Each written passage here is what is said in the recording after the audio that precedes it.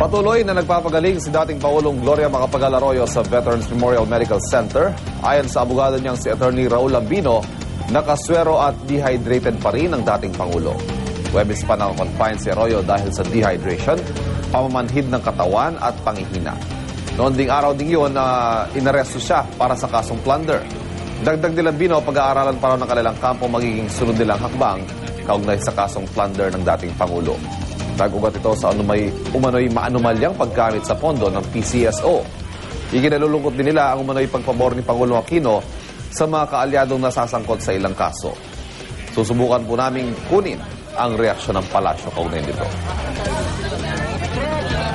Ang kinatatakutan lang namin, yung double standard of justice sa pamunuan ni Pangulong Aquino, na kung ikaw ay kaalyado sa politika, ikaw ay absuelto agad. Pero pag ikaw ay kalaban sa politika, pagsak mo ay sa kulungan agad.